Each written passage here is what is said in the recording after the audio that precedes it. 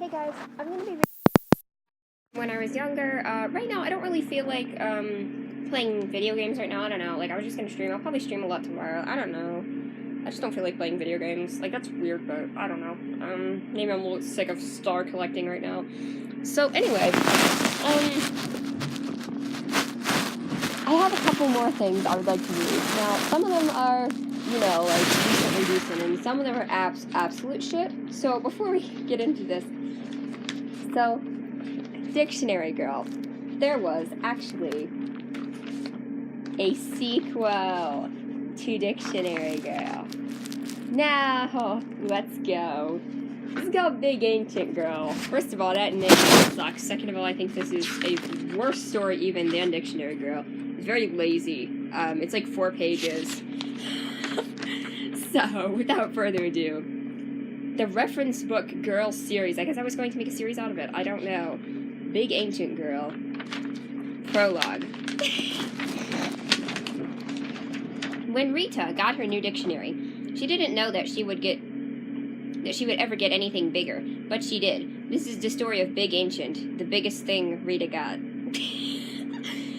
Chapter 1. Rita was sitting on the living room couch doing her homework when the doorbell rang. This was strange because anyone coming to the house generally knocked on the back door. Rita, can you get that? Asked Mom from the kitchen, where she was cooking. Yes, Mom, muttered Rita as she got up from the couch and walked over to the door. When she opened the door, she saw a blonde woman with green hair streaks holding the biggest book that Rita had ever seen in her life. The woman spoke. Hello, miss, I'm Tracy from Grandma's Antiques, and I would like to present the Big Ancient. First of all, Grandma's Antiques is like the most generic name ever. Rita could tell that this speech was rehearsed but she didn't say anything. How much does it cost? Asked Rita. Nothing if you trade this for an antique. Rita told Tracy to come back tomorrow. Oh my god, the plot is so convenient. Chapter 2.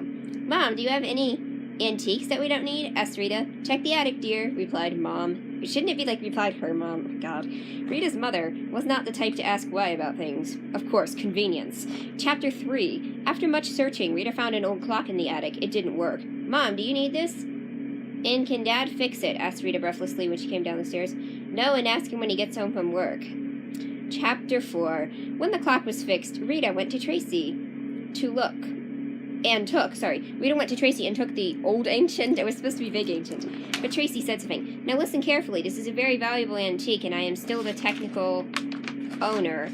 At my shop, when one person has owned something for 3 years, it's theirs. I think that antique should change hands. If someone can afford to buy this and you refuse to sell it to them, then I shall have to repossess it. Do you understand? Yes, thank you, said Rita. And she had the Big Ancient at last. This is so complicated. Chapter 5. The next day at school, Rita got permission to show the class the Big Ancient. She told them all about it, including that she could sell it. It was a big mistake. Chapter 6. Rita's enemy, Emmy Lou, wanted to buy the dictionary. Emmy Lou was a rich girl. Rita knew that she could afford it if she wanted to. Chapter 7. The next day, Rita did not take her dictionary to school. She did not take anything to school but her homework, and she flat out refused when Linda asked to copy it. Chapter 8. The day after that, Rita tried to hide the dictionary in the closet.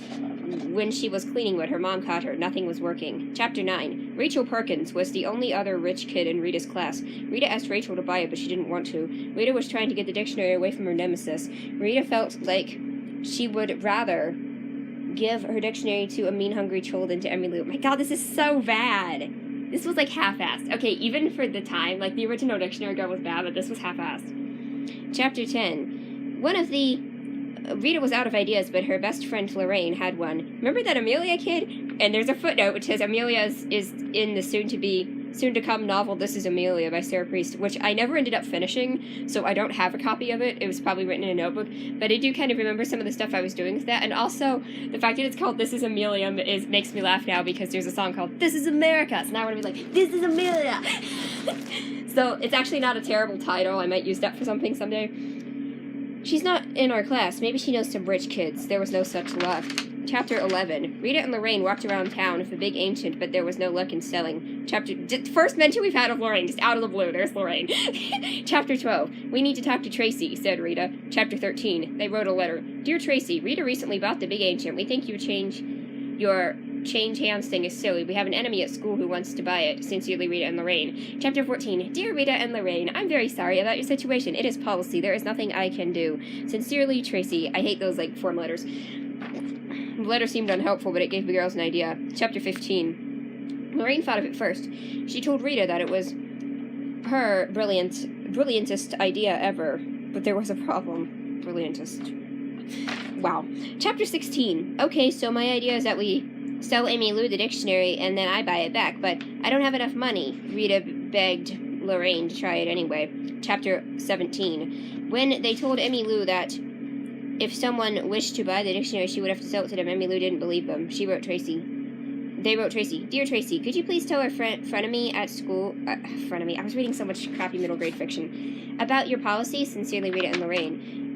Chapter 18. Dear Rita and Lorraine, yes, I will. Send me the address. Sincerely, Tracy. Chapter 19. It seemed to work. Emmylou talked to Tracy and bought the dictionary. The dictionary cost $150. Rita and Lorraine got paper routes. Chapter 20. Lorraine had a birthday in November. Her mother raised her allowance. It's convenience. Jesus Christ. Chapter 21. Around Christmas, Lorraine tried to buy the dictionary. Emmylou wouldn't let her. Rita's sister Rhonda suggested that Rita steal it. Rita considered it herself. That was supposed to be funny, I think. Chapter 22. I'll give you the dictionary if you give me $300 and a box of chocolates to start my chocolate box collection, said Emmylou. Chapter 23. $300. Chapter 24. It actually happened pretty fast. Rita and Lorraine continued to make money in every way possible until they had enough. There was a fight, of course. Emmylou would not sell anything to Lorraine without a fight, but very, very reluctantly, Emmylou gave Lorraine the big ancient. Not before bonking her on the head of it and making her promise to tell Rita that she still owed her a box of chocolates. Epilogue. For Valentine's Day, Rita gave a box of chocolates to Emmylou. She hated every minute of it. Walking out of the school, she decided she was sick of dictionary trouble. Maybe she would take to the encyclopedia. So I guess that would have been the next book in the series, which thankfully never got made, because that is garbage. Incomplete. That one is even worse. Okay, that one is horrible.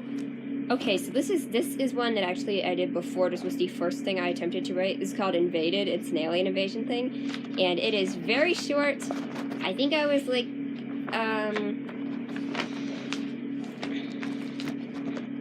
I want to say I was...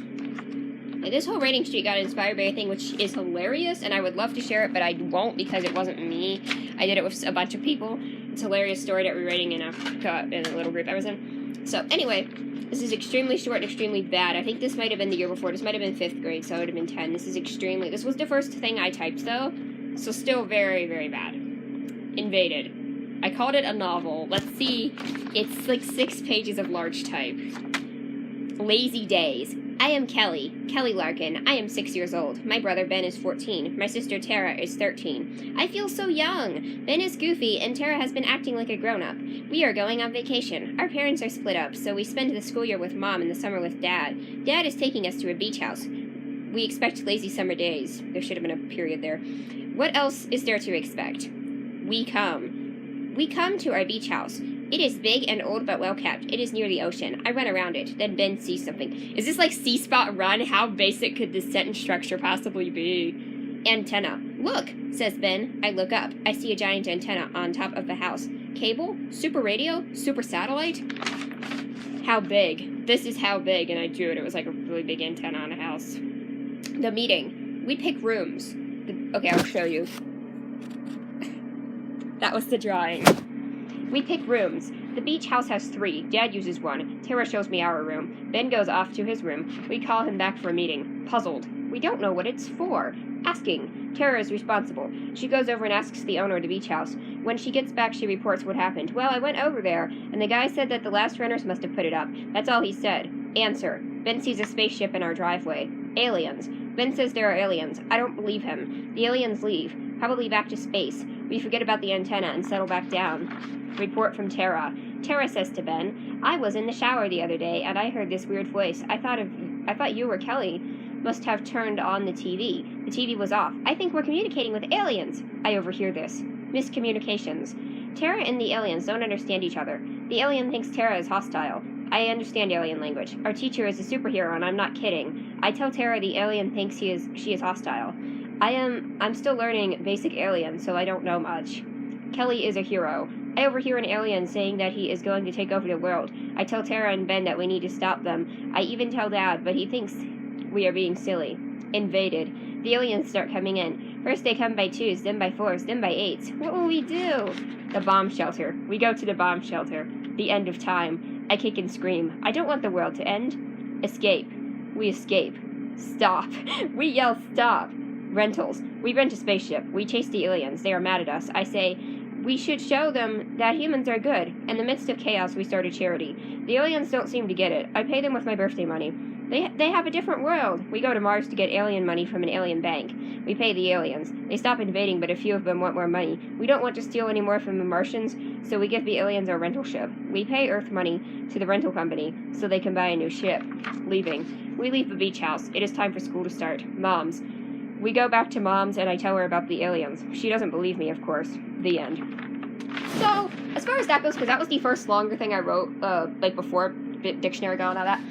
As far as that goes, it's actually not terrible. It's very, the sentence structure is very simple because I was, 10 when I wrote it.